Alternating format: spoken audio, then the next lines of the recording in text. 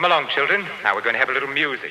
What is up, guys? Welcome to First Cut. We are breaking down the casting official decision of Superman Legacy, the James Gunn Superman directed movie that is going to kickstart the new DC slate. I'm here with RB3. We have our Superman and Lois, or Clark and Lois, or Lois and Clark, whatever you want to say. We have David Corenswet and Rachel Brosnahan as Lois Lane.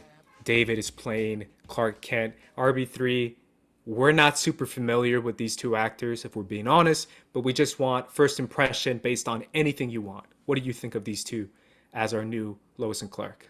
Yeah. This David fella, he's a good looking face. You know what I mean? He got the chin, he got the look. They definitely got that square jaw. I watched his performance in Pearl as the projectionist. He definitely could play that like old school that film was like 1910s or whatever. But he could play that old school masculine, like, hey, skipper, like kind of thing pretty well. He also did that in Hollywood. He played that role in Hollywood, that show on Netflix that Ryan Murphy did. It only lasted one season. It was nominated for the Emmy for Best Miniseries too. But he was a straight guy, but like it was like Hollywood, but it's like mostly gay people, but he's like trying to be a straight guy. Good looking dude. He was asked to take his shirt off a lot in that show. He plays the more tougher, I guess, guy in that show, We Own the City. I haven't seen that show personally. I've only seen like an episode of that. It's from the guy who made The Wire, I guess. But again, this is all like he was a role in these movies that the performance doesn't really like stick out, you know. But again, I could be wrong. I can't. Maybe I gotta watch. And I have no idea. I've never seen Marvelous Miss Maisel, so I don't know how the co-star is gonna be either. But Yeah, I mean, I gotta echo your sentiments on David. I feel like David is definitely the first time you see him, you see like a very much tall, strapping white guy who is like very clearly couldn't look like a Superman. Like you could definitely see this guy in a Superman suit and doing the pose.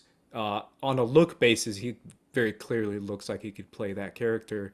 When it comes to Rachel Brosnahan, it's funny you mentioned the fact that he plays that kind of role in Hollywood and in Pearl, because Rachel Brosnahan, I've never seen Marvelous Miss Maisel. I know she's an Emmy winning actress in that role, but I've seen the trailer, and the trailer is very much what you just described. Very old school 1960s, like, hey, let's bring this comedian out. She's a great girl. And she's like, hey, guys, I'm here bringing it. Like, she talks very old school Hollywood in that role. And I think that's kind of what James was going for because of the Daily Planet and because that they're reporters. And that's kind of what they were based on, these characters. They were kind of based on that old school kind of reporter style, asking questions up front, very in your face, you know, during the boom of, you know, reporting inside this country. So I feel like that's kind of the shell of their characters. Obviously, I hope to go deeper than that because I'm cool with that, but I just want them to go a little bit deeper in this movie. So as a Lois aspect, I don't know how much you're familiar with Lois in other versions or Lois in the comics, but how do you feel like she will handle that character? I mean, I feel like she's gonna handle it well. I feel like Amy Adams was so good as Lois Lane in the film, in the Man of Steel, and even in Batman vs Superman, even the small parts that she was in. Everybody's talking about that show, Superman and Lois on CW, and everybody's raving about that show. They say it's a great relationship between those two. I personally haven't seen that one, but I do think there's a long tradition of good Lois's. I'm not gonna lie, I've seen clips of even that old show, The Adventures of Lois and Clark, like that the old school TV show. I used to watch that. Yeah, that's actually not a bad show, not a bad performance from those. I don't know who those actors are either. But that's actually a pretty wholesome little look at what this kind of dynamic could be. Like you said, very old school, very traditional. What I think most about cinematically is Sam Raimi's Spider-Man trilogy, with Tobey Maguire and Kristen Dunst. Now, obviously, they had no chemistry. I think that was a little bit part of the charm, part of the appeal. Like it was really like those old school 1950 movies where they really just stuck actors together. I think with this one, at least the reports seem like they did a lot of chemistry reads together. So it seems like there might be more of a fit, more of some actual chemistry there. And I don't know. I think James Gunn does a pretty good job of writing women characters.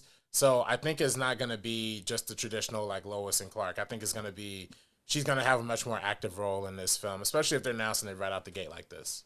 Well, that's my thing about Lois. Like Lois has always been obviously non-super powered, doesn't do all that jazz, but she's supposed to be the biggest straight shooter in all of DC. Like she says it as it is, and she's supposed to be like the fire to Clark's water or to Clark's ice, I guess, if you're gonna do fire and ice like Game of Thrones, where she's very much the straight shooter, get to the point, stop talking around the point, what's the truth kind of aspect. And Clark, who she calls Smallville in a lot of iterations, whether it's the show Smallville or the show that I grew up on, my first DC show, Superman the Animated Series, that Lois is perfectly a very sharp shooting, in your face kind of personality, where Clark is very much the, excuse me, sir, let me ask you, like the shy, like I'm not sure, so sure about myself.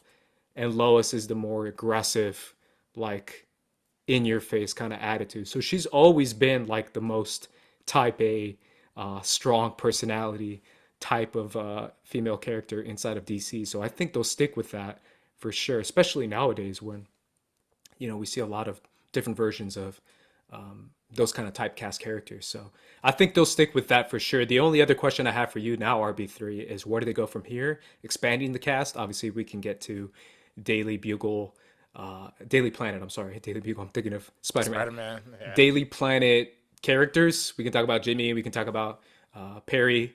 But I'd rather talk about the potential villain, which I think will be Lex. And I think that's the big rumor. It'll be Lex. Any thoughts on who it could be so far right now? I know the only ones whose name has come up is Nicholas Hoult and the Skarsgård brothers, either Bill or Alex. Right. Any other name you want to throw out there that you feel could fit?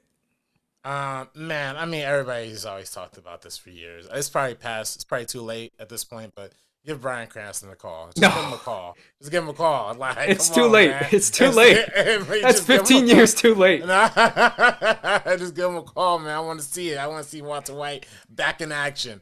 I think it's too late, bro. Come on. It's an old school Lex. Now, if there was a young actor, I would love to see him. Yeah, younger. I would love to see him go somewhere just we haven't seen before, even if it's like a brother. Like, I don't know who was the dude who was the bad guy in Guardians 3 or whatever. I forget his name, but he was good. There's a world I could see Michael B. Jordan playing like actually a good Lex Luthor in a weird way.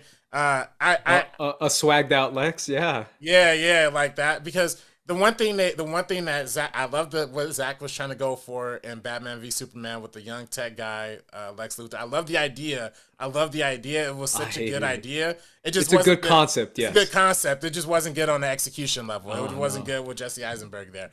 But I think if they had went with that direction, but with like a serious actor and without all the weird aneurysms and stuff, that would have been interesting. So, but I don't know. I guess out of the names, Nicholas Hoult is a really good actor. I mean, he is really, really good. Mad Max Fury Road.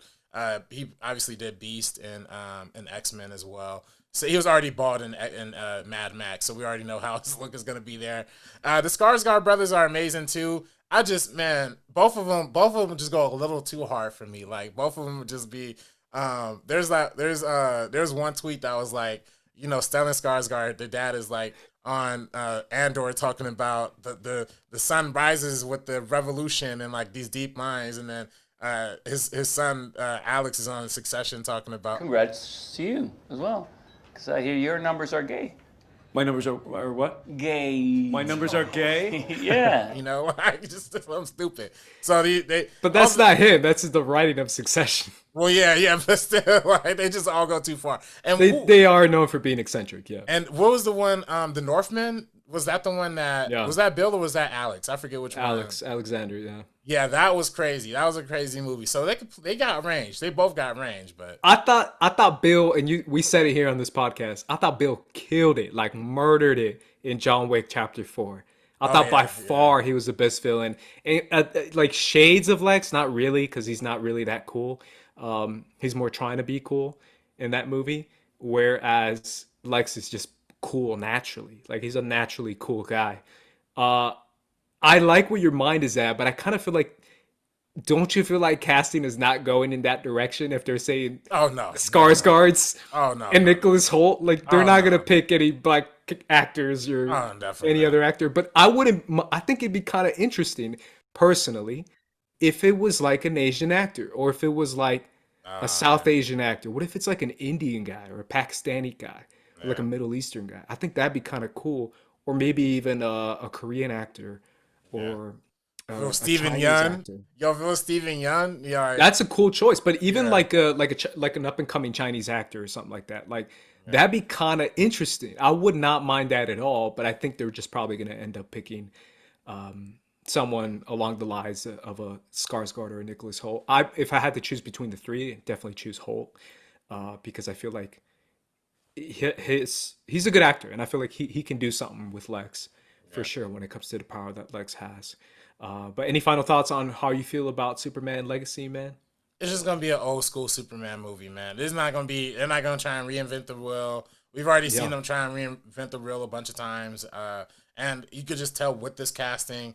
And I just think with James Gunn, just even titling it, I think it's Superman Rebirth or something like that, or Legacy. or Superman Legacy. This is literally gonna be the most like through and through traditional Superman movie you're ever gonna see, and I'm okay with that. You know, I just again the actors not the most familiar with, but we'll see how it goes. I was gonna say, just kind of going back on my other point about who could play Lex, someone like a Dev Patel. Dev I don't know why, Patel, like a bald Dev Patel, yeah, just that'd be being hard. like conniving and evil. After his performance in Green Knight, he's amazing in that movie. Yeah. But he's done some other movies that he's amazing in. But I think Dude. he'd be dope. You know, I mean, I know they were talking about him for Superman, but I would love to see Henry Golding as like a Lex too. You know what I mean? Yeah, You could play like he'd a be real killer, bro. devious, yeah. That'd be fine. And he can play intimidating factor for sure. Yeah, because he was in that Snake Eyes.